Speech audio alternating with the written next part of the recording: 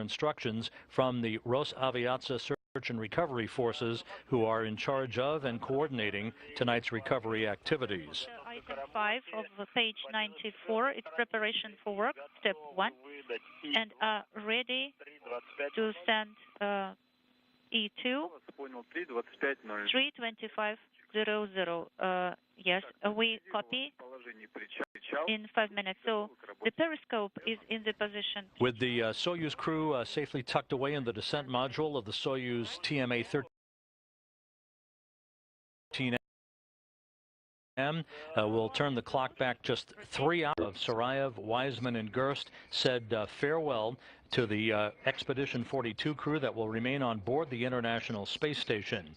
The remaining crew members, Alexander Samokutyaev, Station Commander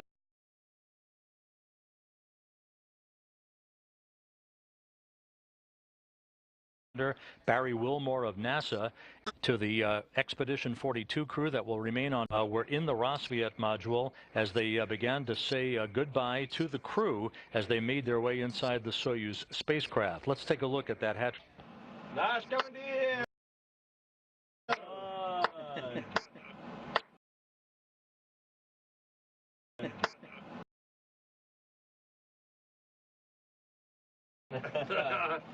Ready to go? Let's go. Let's go.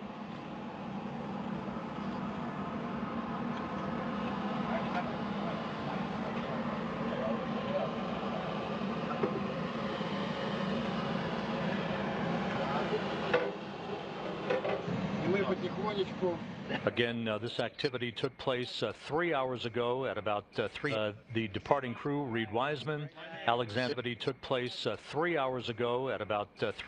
And Max Sarayev said goodbye to Elena Serova. At the time of undocking coming up here shortly, Expedition 42 will formally begin under the flight rules and under Barry Wilmore's command.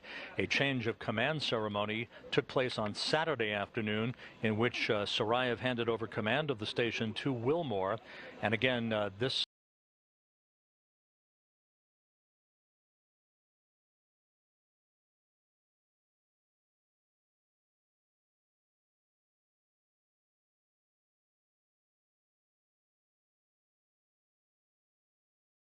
in their home for the past 165 days.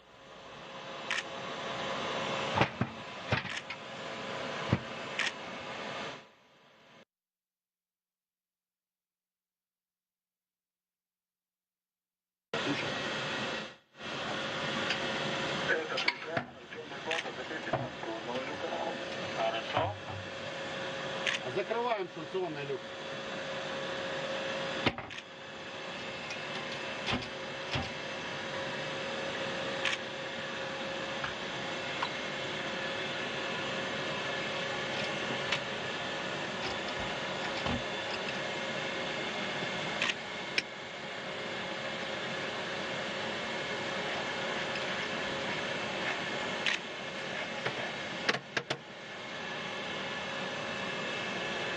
And you're looking at Alexander Samokutyaev closing the hatch on the Rosviet side of the Soyuz station interface.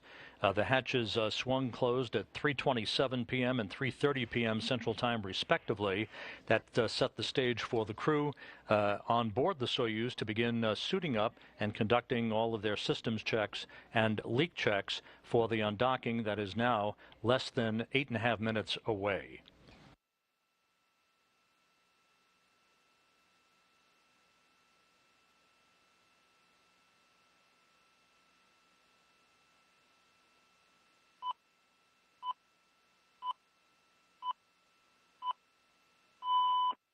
As mentioned, at the time of undocking, 2 begins in formal fashion, with Barry Wilmore of NASA in charge as the station commander, along with his 2 Russian colleagues, Alexander Samokutyaev and Elena Serova. They will be a 3-person crew for the next 2 weeks until the launch on the afternoon of November 23rd U.S. time of the next trio of residents for the station. That will be NASA flight engineer Terry Virts, Soyuz commander Anton Shkaplerov, and European Space Agency flight engineer Samantha Cristoforetti. 2500. Yes, that's correct. selected the PO, and everything is ready. And PO2 is also on the display on the pen. We mentioned the weather in Kustanai that has apparently resulted in 4 of the recovery helicopters returning to the airport after they were airborne en route to Arkelik for refueling. The weather in Kustanai appears to be a bit worse than it is actually at the landing site, where the current forecast is calling for scattered clouds at 1,200 feet, a broken ceiling at 2,000 feet, a broken ceiling at 25,000 feet, fairly extensive coverage by the 3 layers of clouds. The winds are light out of the northeast at about 10 knots. The temperature at landing time expected to be about 23 degrees Fahrenheit. It is just hovering around the 19-degree mark at this moment.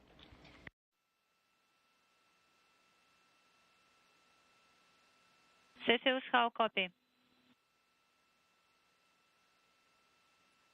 Cepheus, Moscow, how copy?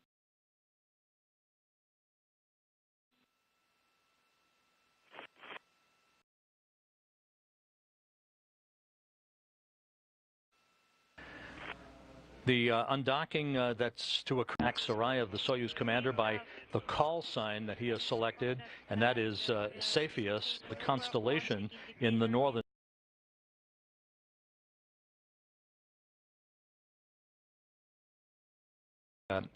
mural that sits outside of the Kraini Airport in Baikonur, Kazakhstan, that is representative of those who depart the planet to fly in space from that legendary Russian spaceport. Stage 95. So please don't enable the headlight, Maxim. Okay, Gosha?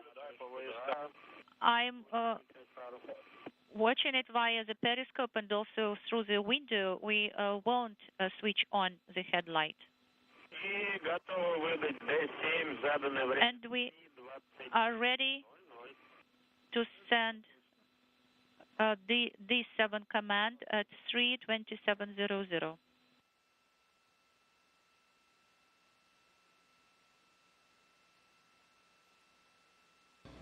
Now just 4 minutes away from scheduled physical separation, the International Space Station traveling from southwest to northeast in an orbit inclined 51.6 degrees to either side of the equator, about to pass over Islamabad, Pakistan, at an altitude of 262 statute miles.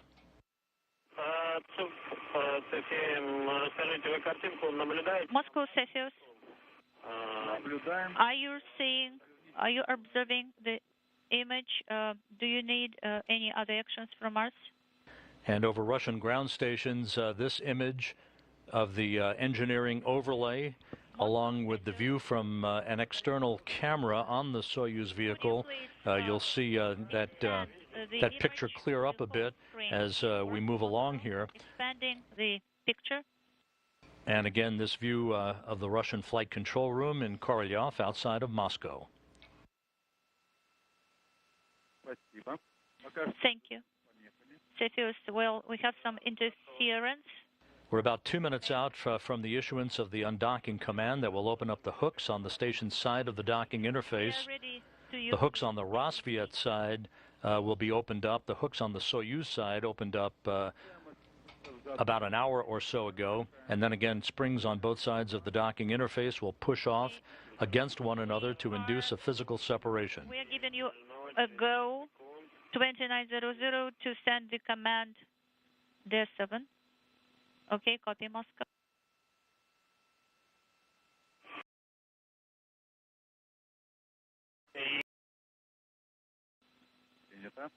Copy, Cepheus. The docking mechanism on the Soyuz spacecraft has been powered up per the commands. And we're standing by now for physical separation about 2 minutes from now.